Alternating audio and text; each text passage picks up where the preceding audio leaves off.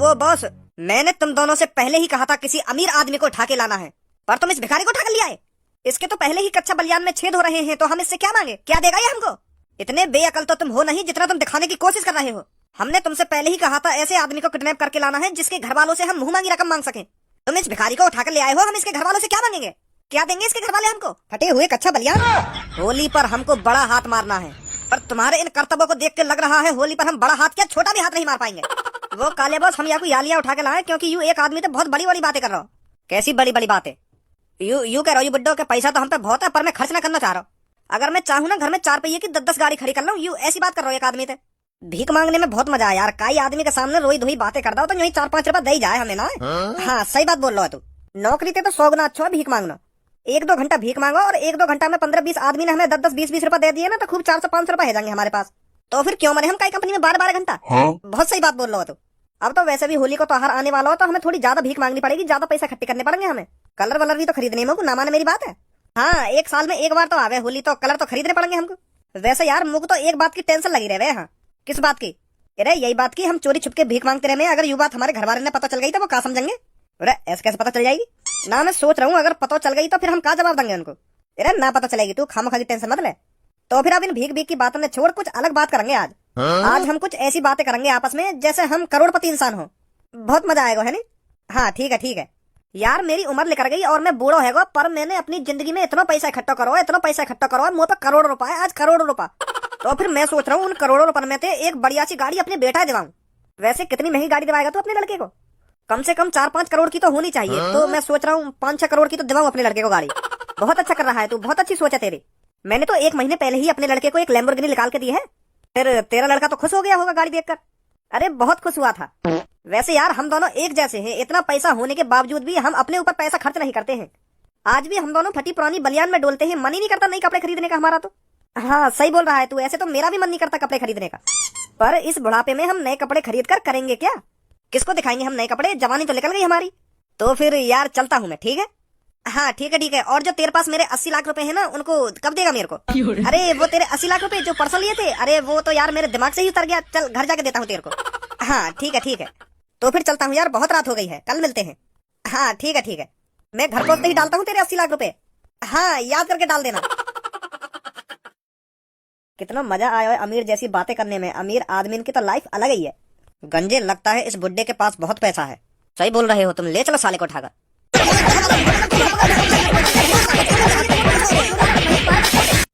Boss इसकी वेशभूषा पर मत जाइए, ये जैसा दिखता है वैसा है नहीं। करोड़ों रुपए हैं इसके पास, करोड़ों रुपए। अपने लड़के को 3-4 करोड़ की गाड़ी निकालने की बात कर रहा था ये, और तुम इसको भिखारी समझ रहे हो? अरे वाह बुड्ढे, सोने के बर्तन पर लोहे की परत चढ़ा रखी है। शकल से तो तू भिखारी ही लग रहा है, पर हमें नहीं पता था तू एक करोड़पति आदमी है। ए भैया गलती है तुमको, मैं करोड़पति, मैं तो 500 रुपए पति भी ना हूँ।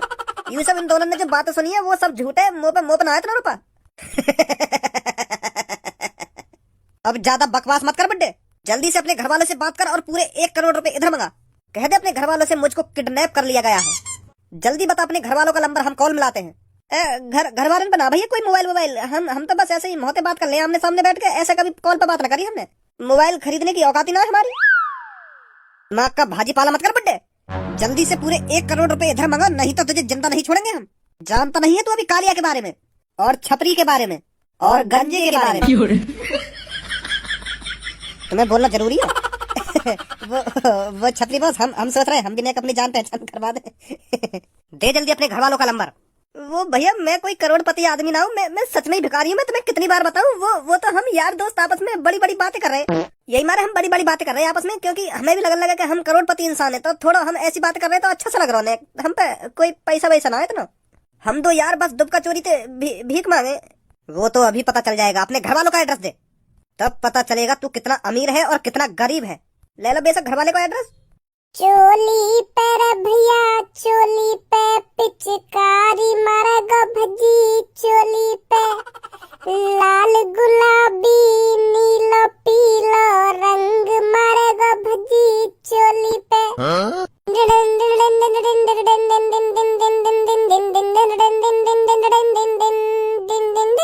चोली पर भैया चोली पे पिचकारी मारेगा भजी, चोली पे लाल गुलाबी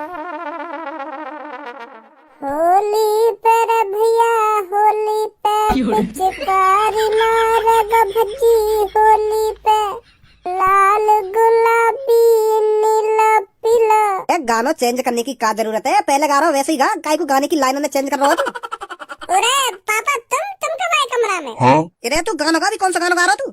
गाना तो मैं यूँ गा रहा हूँ, होली पे रे भैया होली पे, पिचकारी मारेगा भज्जी होली पे, ऐसा गा रहा मैं तो गाना। ऐसा गा रहा तू गाना? हाँ ऐसे गा रहा हूँ। सच में ही ऐसी गा रहा हूँ ना तू गाना? हाँ ऐसे गा रहा हूँ। और कैसे गा रहा हूँ?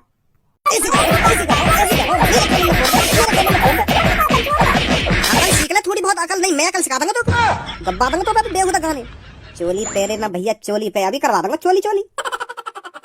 आज तो सुबह सुबह ही मुहूर्त है वो पापन के हाथन पे, गेट पे अलार्म से लगवाना पड़ेगा जो पापन के कदम रखते ही बज जावे वो, पता ही ना चले कब कौन पीछे पे आ जावे कमरा में।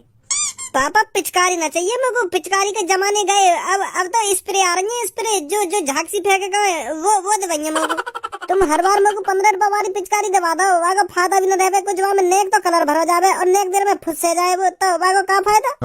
और मेरे यार दोस्तन के हाथ में 2-3 हजार रुपए वाली पिचकारी होवे, तुम 10-15 रुपए वाली दवा, यू सही थोड़ी है पापा। अब तुम्हें सोचियो काई के हाथ में 3000 रुपए वाली पिचकारी लग रही है और मेरे हाथ में 15 रुपए वाली पिचकारी लग रही है, तो कितनी शर्म लगती होगी मेरे को। अब की बार होली पे मेरे को पिचकारी न चाहिए, दबाओ तो मेरे को गन दबाओ, होली वाली गन जामे पानी भरे का कलर का, वह गन दबाओ, वो कम से कम 5-6 हजार रुपए की आएगी, वह दबाओ मेरे को। 5-6 हजार रुपए में होली को पूरा त्योहार मना लेंगे घर में, और उन 5 हजार रुपए में तो भी बहुत पैसा बचा लेंगे हम। और इन नवाबजादन को चाहिए 5 हजार रुपए की पिचकारी। एक साल में एक बार तो होली का त्योहार आवे पापा, फिर भी तुम ऐसी बात कर रहे हो हैं। 1-2.5 किलो की बोतल लियो और वहाँ के ढक्कन में छिद्र कर लियो, वहाँ बढ़िया पिचकारी ना कोई भी आता टूट जावे कोई गम ना। अगर तू 5 हजार रुपए की पिचकारी लिया है और वो खराब है गई, फिर क्या बीतेगी तो पे? रात दिन नींद ना आएगी तो को। बोतल वाली खराब है तो दूसरी बोतल के ढक्कन में छिद्र कर ले, दूसरी बनकर तैयार। बेटा देसी चीज देसी होकर है और टिकाऊ होकर है, हमने अपने जमाने में खूब बोतलन की पिचकारी बना के चलाई है। पापा वो पुराना जमाना गयो, अब वो पुराना जमाना न रहे, अब नया जमाना चल रहा है नया। जब तक तुम्हारी मजबूरी होगी बोतल की पिचकारी बनाना, अब तक खूब मार्केट में नई नई पिचकारी आ रही है, तो वहाँ में तो दबाओ, अब भी बोतल की जरूरत रह गई। कोई पिचकारी नहीं दबाऊंगा मैं तो, कुछ समझो। बोतल की बना के चलानी हो तो चला लियो, नहीं तो होली वाले दिन आराम से अपने बिस्तर पे सोइयो, कोई जरूरत ना है होली खेलने की। वैसे आजकल होली हो गई कहाँ है, अब तो लड़ाई झगड़ा ज्यादा हो गए। होली वाले दिन घर में ही बढ़िया रह आदमी। तुम तो हरदम नया ही ज्ञान दोगे, जब भी दोगे। पिचकारी न दबानी तो साफ साफ मना कर दो मुझको, क्या लड़ाई झगड़ा हो ना वो हो गए।